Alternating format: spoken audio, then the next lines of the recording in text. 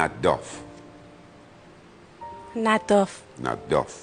خانم شماره 12، جزیره هندورابی در کجا قرار دارد؟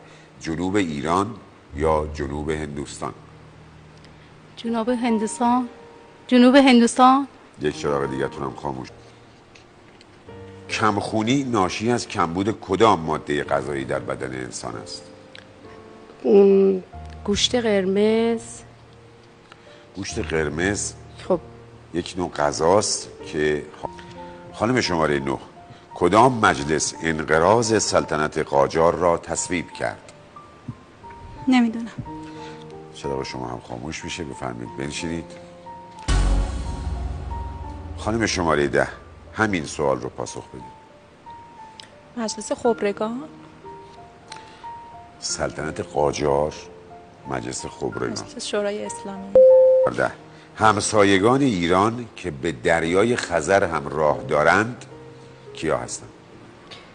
دو تا کشور. شوروی که الان نداریم، تموم شده رفته. یه موقعی ما شوروی داشتیم، تموم شد، تقسیم شد. الان جمهوری های زیادی داریم اینجا. دو تا از اینها همسایه های ایران هستن که به دریای خزر راه دارن. متاسفم 5 ثانیه‌تون تمام شد.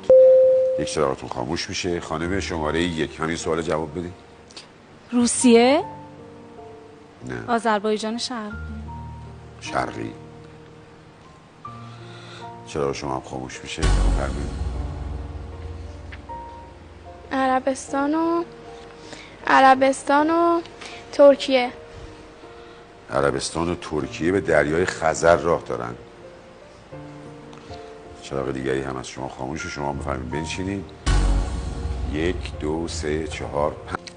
به کسانی که جمعیت را سرشماری میکنند چه میگویند؟ نفوس و مسکن. به کسانی که خانم شماره 6، رشته کوه آلپ در کدام قاره است؟ هیمالیا. در کدام قاره است خانم؟ تو روی زنگ. نارنجستان قوام از آثار تاریخی کدام شهر است؟ خانم شماره 14، یادم رفت، نمیدونم. ببینید زنگ میزنید و نمیدونید چراغتون خاموش میشه. روی زنگ، تمایل به آزار رساندن به دیگران را چی میگن؟ خانم شماره 6، اذیت و آزار. ده. یه دور دیگه ببخشید. اگر میدونستی چرا زنگ زدید؟ اینو من تو ذهنم اگر نمیدونستید، اگر میدونستید چرا میگید بخونم. تمایل آزار رساندن به دیگران نامش چیه؟ مردم آزاری. نه. یه چراغتون خاموش میشه.